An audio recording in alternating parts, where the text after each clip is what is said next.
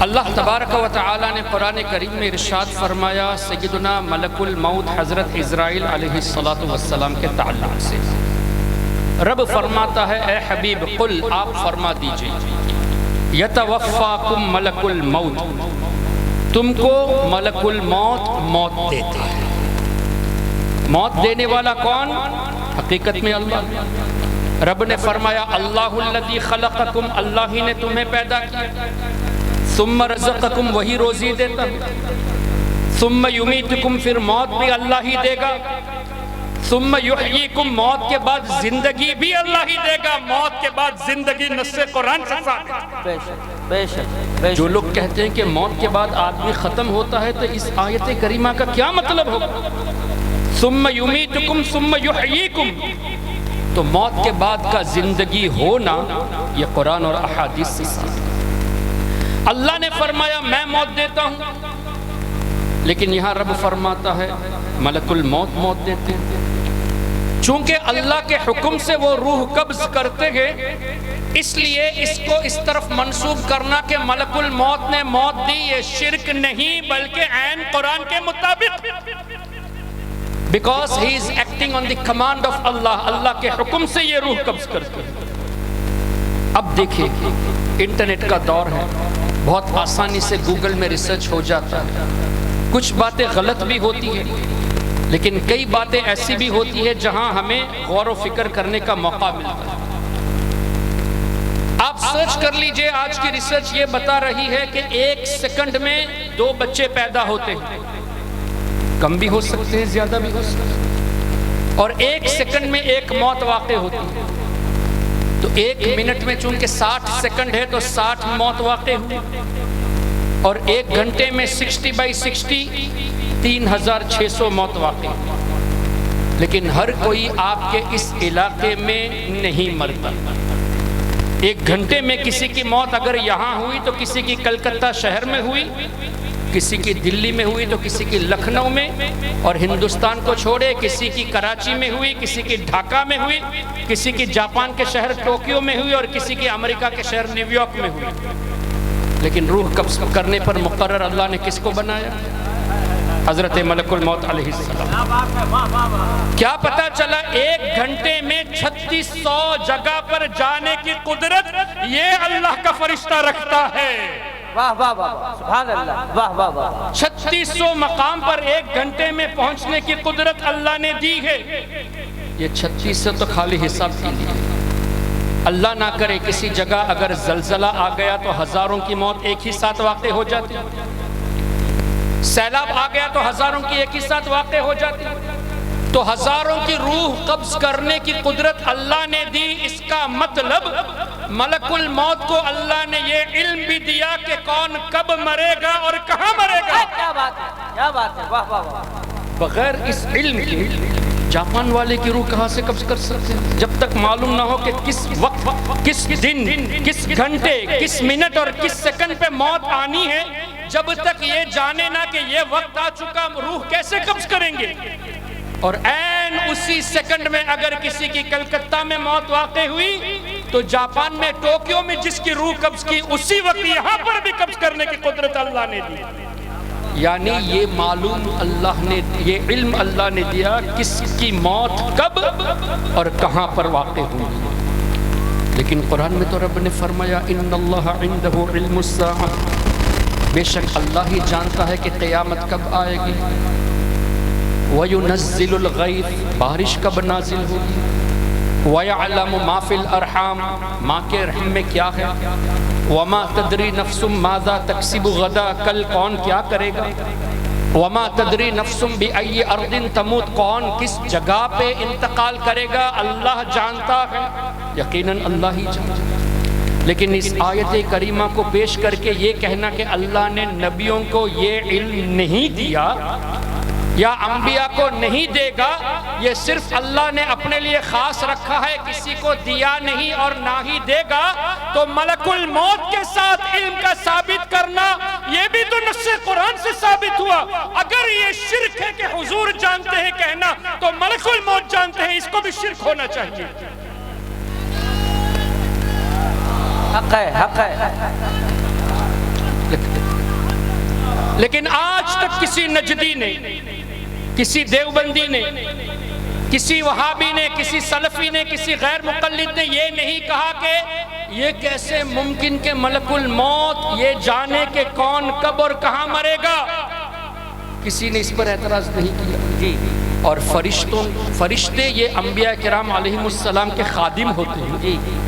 سوچنے کی بات یہ ہے کہ اے نجدی، تم خادم کی تو طاقت کو مانتے ہو کہ علم بھی رکھے موت کب اور کہاں واقع ہوگی، لیکن مخدوم کی طاقت کو ماننے سے انکار کرتے ہو اور دعویٰ یہ کرتے ہو کہ ہم قرآن پر عمل کرتے ہیں۔ یہ کون سے قرآن پر عمل کرنے کی بات کر رہے ہو؟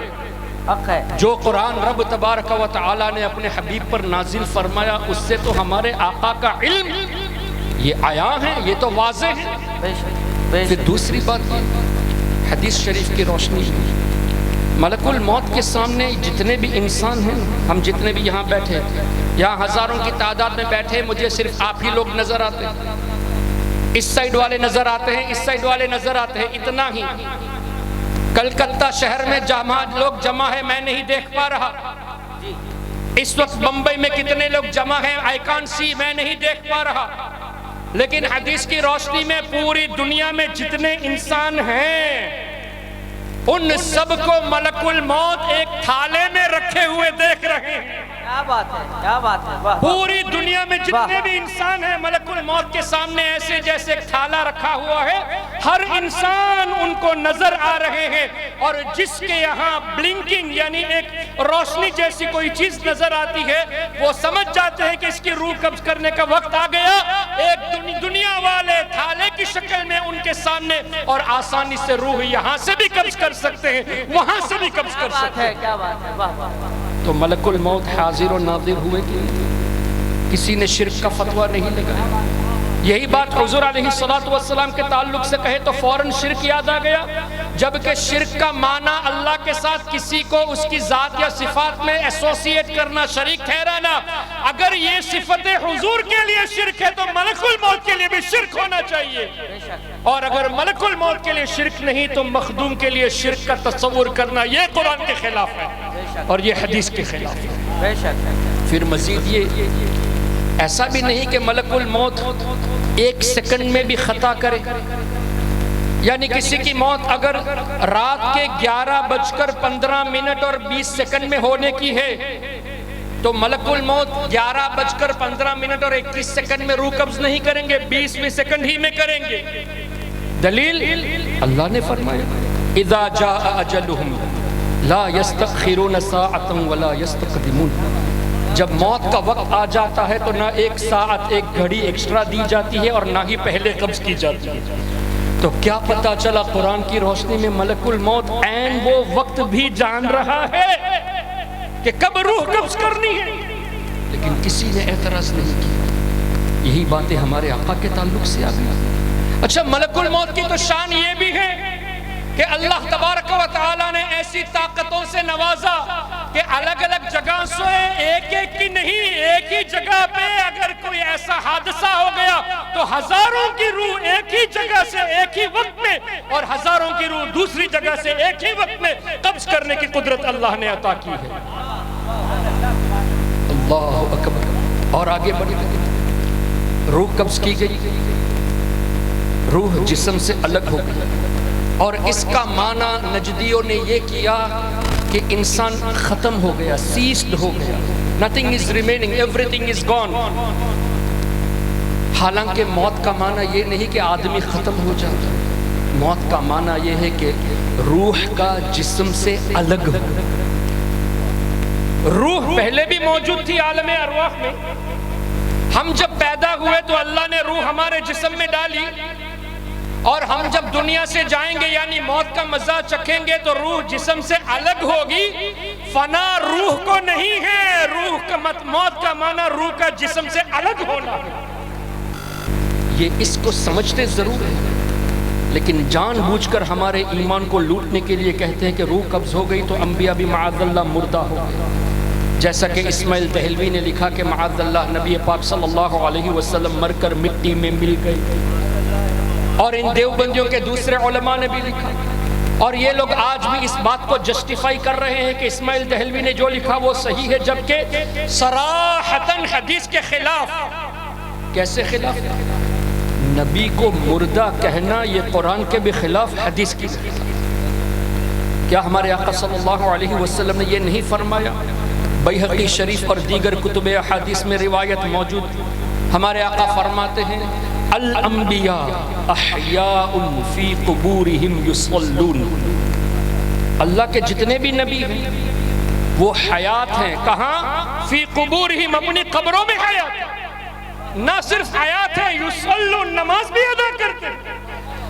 ہمارے آقا نے وفات کو ٹیسٹ کرنے والے نبیوں کے بارے میں فرمایا کہ حیات ہے، یعنی حضرت آدم علیہ السلام نے موت کا مزہ چکھا، حضور نے مردہ نہیں فرمایا، حیات فرمایا۔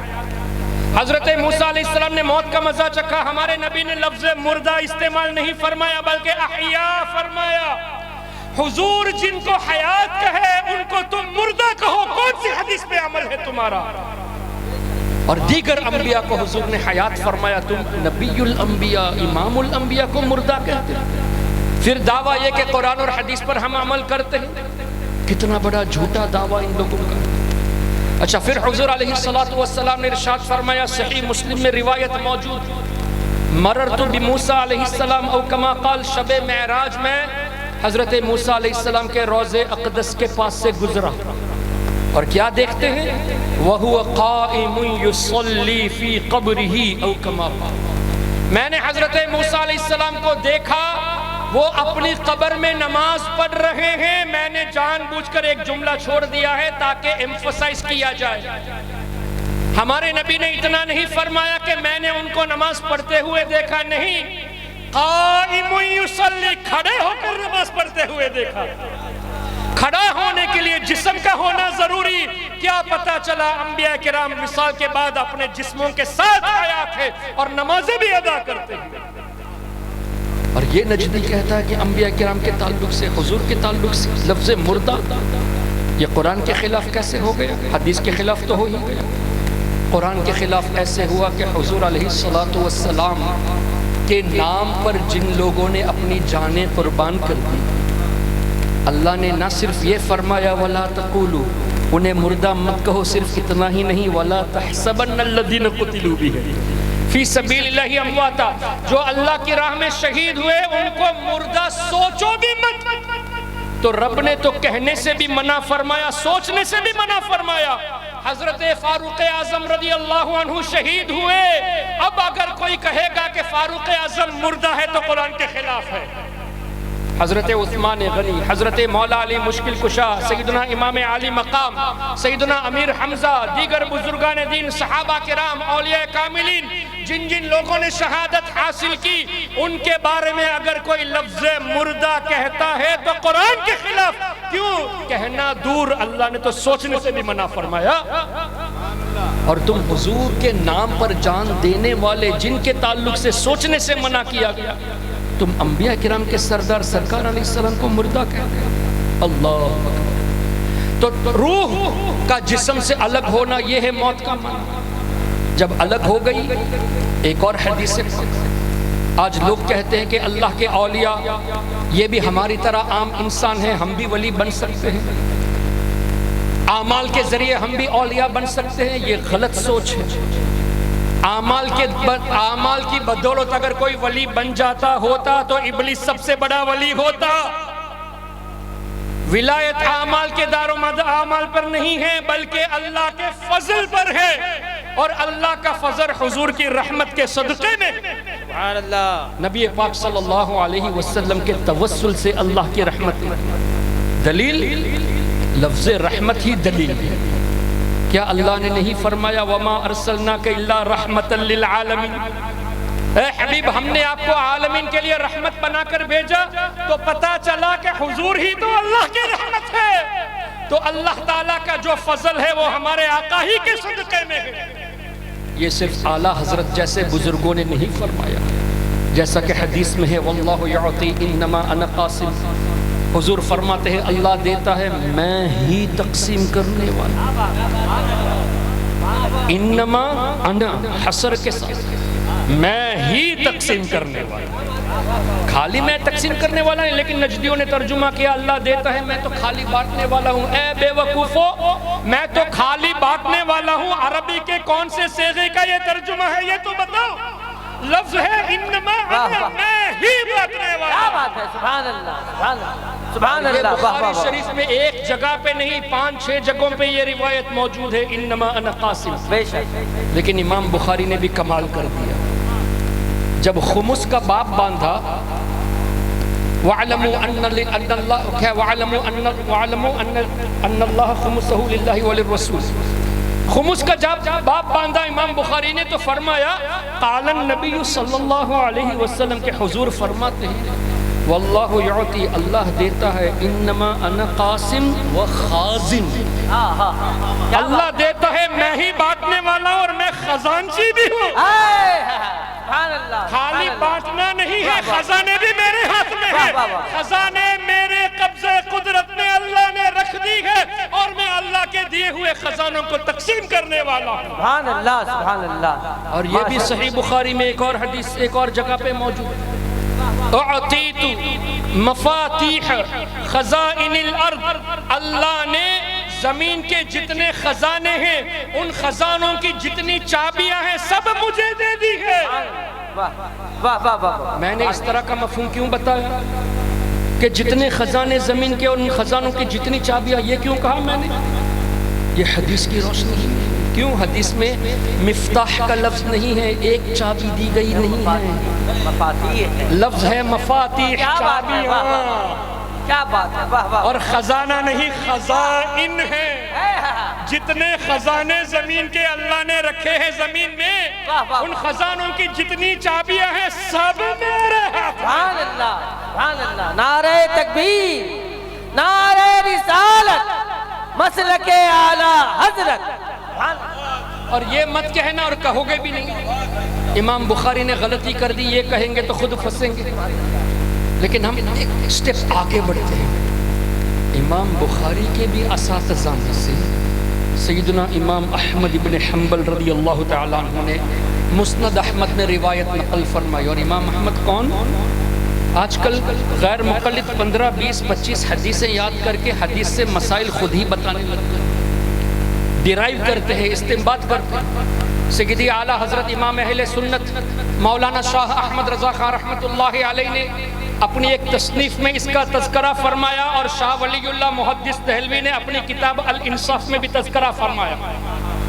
روایت کا مفہوم یہ ہے کہ امام احمد ابن حنبل کی بارگاہ میں ایک شخص حاضر ہوئے اور پوچھا امام صاحب بتائیے اگر کسی شخص کو 1,00,000 حدیثیں یاد ہو، معمولی بات ہے، 1,00,000 حدیثیں یاد ہو تو کیا وہ شخص حدیث سے مسائل بیان کر سکتا ہے؟ کیا خود سے استنباط کر سکتا ہے؟ 1,00,000 معمولی بات ہے۔ امام احمد ابن حنبل نے فرمایا لا، اس کے اندر یہ استطاعت نہیں 1,00,000 حدیث یاد ہونے کے باوجود بھی مسائل کو استنباط کر سکتا نہیں۔ کیا بات ہے، سبحان اللہ۔ اب سائل نے سوال کو آگے بڑھایا، حضور اگر 2,00,000 حدیث یاد ہو تب بھی امام احمد ابن حنبل نے لا ہی فرمایا۔ دیکھ لیجئے الانصاف شاہ ولی اللہ کی، اور اعلیٰ حضرت کی کتاب ابھی نام ذہن میں نہیں، اعلیٰ حضرت نے بھی تحریر فرمایا۔ سائل نے بڑھایا حضور 4,00,000 حدیثیں، تب بھی منع فرمایا۔ اب سائل نے پوچھا حضور اگر 5,00,000 حدیث یاد ہو تو امام احمد نے ڈائریکٹ ہاں نہیں فرمایا، ارجو، مجھے امید ہے کہ وہ مسائل بیان کر سکتا۔ ابھی بھی کنفرم سے نہیں بتا رہے کہ ہاں وہ اس قابل ہو گیا، 5,00,000 حدیثیں یاد ہیں تب بھی اس قابل سے ایسا نہیں فرمایا کہ ہاں نہیں، بلکہ امید ہے کہ وہ مسائل نکال سکے۔ تو 4,99,999 حدیثیں یاد ہو پھر بھی اس قابل نہیں کہ حدیث سے مسائل کو استنباط کرے۔ اے نجدی غیر مقلد، 15-20 حدیثیں وہ بھی ترجمے کے ساتھ یاد کر کے مسائل استنباط کرنے کا حق دیا کس نے تم کو؟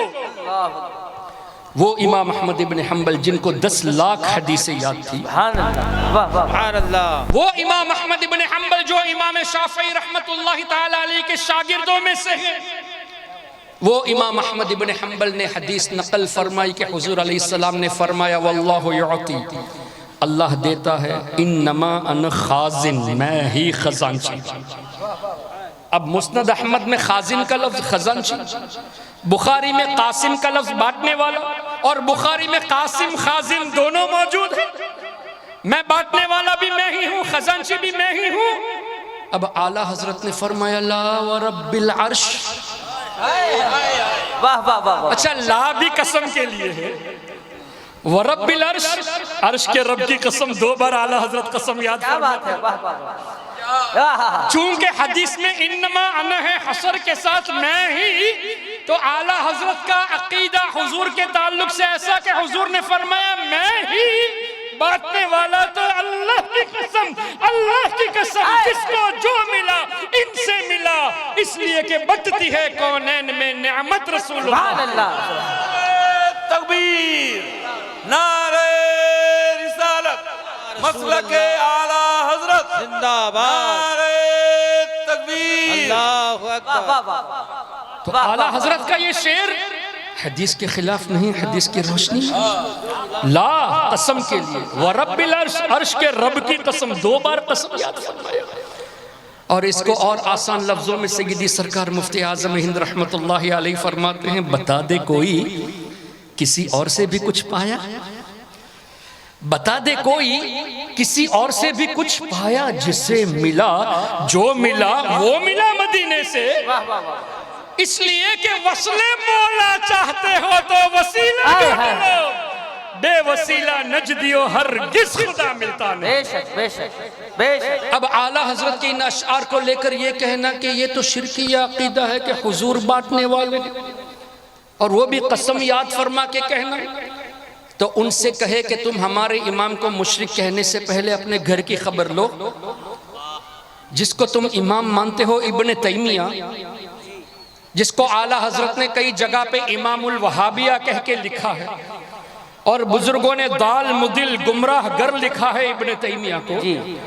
ابن تیمیہ کا ایک شاگرد ابن القیم الجوزیہ، کتاب کا نام ہے زاد المعاد، وہ نہ صرف عربی میں ہے، اصل تو عربی میں ہے، اس کا اردو ترجمہ بھی ہو چکا ہے، انگریزی میں ترجمہ بھی ہو چکا ہے، میرے پاس اس وقت عربی کا سکرین شاٹ بھی موجود ہے، اردو کا بھی موجود ہے، انگریزی کا بھی موجود ہے۔ ابن تیمیہ کا شاگرد ابن القیم جوزیہ لکھتا ہے، الفاظوں پہ غور کرنا، دنیا میں اور آخرت میں، دنیا میں اور آخرت میں اللہ تعالی حضور کے امتی کو جو کچھ دیتا ہے حضور کے ہاتھوں سے عطا فرماتا ہے۔ واہ واہ، اللہ جو کچھ بھی حضور کے کسی امت کو دیتا ہے، نہ صرف دنیا میں بلکہ آخرت میں بھی حضور کے ہاتھوں سے اللہ عطا فرماتا ہے۔ یہ ابن تیمیہ کا شاگرد ابن القیم جوزیہ نے لکھا، اگر اعلیٰ حضرت کو اس بات کو لے کر مشرک کہتے ہو تو جا کر کہو اپنے امام کو مشرک، بے شک، وہاں تو خاموش ہو جاؤ گے، وہاں مشرک نہیں کہو گے بلکہ ان کی کتابوں کا ترجمہ بھی کرتے ہو، یہ کیسی منافقت ہے۔ اور اس نے لکھا دنیا میں اور آخرت میں، اور اعلیٰ حضرت نے کیا لکھا؟ بٹتی ہے کونین، ایک ہی بات ہو گئی، دنیا میں بھی حضور ہی بانٹ رہے ہیں، آخرت میں بھی حضور ہی کے صدقے مل رہا ہے۔ یہ حدیث کے خلاف نہیں بلکہ عین احادیث طیبہ کی روشنی میں ہے۔ تو حضور علیہ السلام کی شان، اللہ اکبر۔ میں یہ عرض کر رہا تھا، حضور کے غلام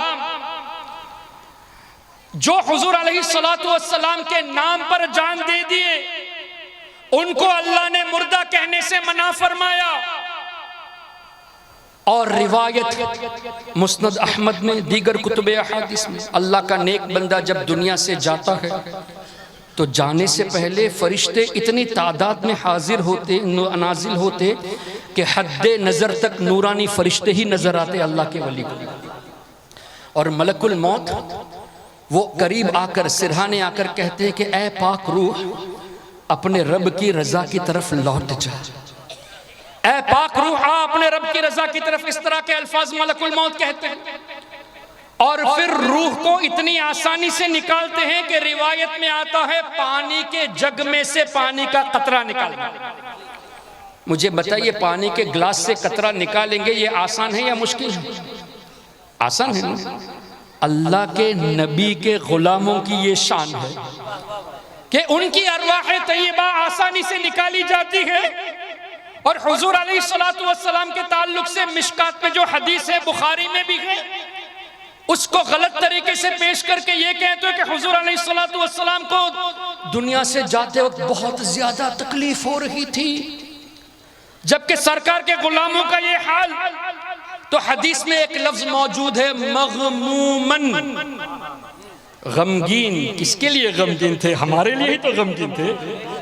سرکار علیہ السلام ان کو تکلیف کہنا نہیں، بلکہ وہ جو تکلیف میں تھے محسوس کر رہے تھے غمگین، ہمارے لیے ہماری بخشش کی دعائیں کرتے رہے۔ اور اگر حضور علیہ السلام کو اس وقت بظاہر تکلیف تھی بھی تو یہ بھی حدیث کے خلاف نہیں۔ کیوں؟ ہمارے نبی نے خود فرمایا انبیاء کرام کو سب سے زیادہ اللہ تعالیٰ آزماتا ہے اور سب سے زیادہ مجھے آزمایا گیا، او کما قال، یعنی ٹیسٹ اللہ نے انبیاء کرام سے زیادہ لیا۔ تو حدیث کے خلاف بھی نہیں، لیکن لفظ تکلیف یوز کر کے یہ تاثر دینا کہ نبی کو جب تکلیف تھی تو ہم کس کھیت کی مولی، یہ کہنا اس طرح غلط اس لیے ہے کہ حضور کے غلاموں کے بارے میں حدیث میں آیا کہ آسانی سے روح نکالی جاتی ہے۔ اور ساتھ ہی ساتھ ملک الموت جب روح قبض کرتے ہیں تو کچھ فرشتوں کے ہاتھ میں جنتی کفن ہوتا ہے اور جنتی خوشبو بھی ہوتی ہے، تو ملک الموت روح کو لے کر ان کو دے دیتے ہیں، وہ جنتی کفن میں لپیٹ کر خوشبو لگا دیتے ہیں، پھر پہلے آسمان کی طرف سفر کرتے ہیں۔ تو پہلے آسمان میں جب سفر کرتے ہیں تو دوسرے فرشتے پوچھتے ہیں کہ یہ پاک روح کس کی ہے؟ تو جواب آتا ہے جس نام سے دنیا میں شہرت ہوتی ہے یہ فلاں کی روح ہے، جیسے یہ سرکار غوث اعظم کی روح مبارکہ ہے، یہ خواجہ غریب نواز کی روح مبارکہ، یہ اعلیٰ حضرت کی ہے، یہ حضور مجاہد ملت کی ہے، یہ سرکار حجت الاسلام کی ہے، یہ سرکار تاج الشریعہ کی ہے۔ تمام بزرگوں کے نام جو دنیا میں شہرت کے ساتھ تھے وہ ان اسماء سے فرشتے کہتے ہیں۔ تو پہلے آسمان کے جو مقربین فرشتے ہوتے ہیں وہ دوسرے آسمان تک اس روح کو اکمپنی کرتے ہیں، ساتھ جاتے ہیں دوسرے آسمان تک، پھر وہاں کے مقربین فرشتے تیسرے تک، یوں ساتویں آسمان تک سفر ہوتا ہے اور اللہ کی بارگاہ میں روح مبارکہ پیش کی جاتی ہے۔ پھر رب ارشاد فرماتا ہے اس روح کو لے جایا جائے اور اس کے جسم کے ساتھ ملا دیا جائے۔ کیا پتا چلا؟ موت کا مزہ چکھنے کے بعد روح کا واپس جسم میں لوٹنا حدیث سے ثابت ہے، اور تم نبی کو مردہ کہتے ہو۔ حدیثیں پڑھے یار، پڑھتے تو ہیں، سمجھتے بھی ہیں، لیکن چونکہ حضور سے بغض ہے، اولیاء سے بغض ہے، یہ نہیں چاہتے کہ ہمارے دل میں بغض ہے تو سامنے والے کے بھی دل میں بغض ہونا ہی چاہیے، یہ نہیں چاہتے کہ محبت آ جائے، نہیں، ان کے دل میں بغض ہے تو دوسروں کو بھی اپنے زمرے میں شامل کرنے کی کوشش کرتے ہیں، جبکہ عربی ہم سے زیادہ جانتے ہیں، تلاوت ہم سے زیادہ کرتے ہیں، حدیثیں زیادہ پڑھتے ہیں، تو کیا یہ روایتیں نظر نہیں آتی ہے، لیکن جان بوجھ کر یہ کرتے ہیں۔ اللہ ایسے شریر لوگوں سے ہمارے قوم کی حفاظت فرمائے۔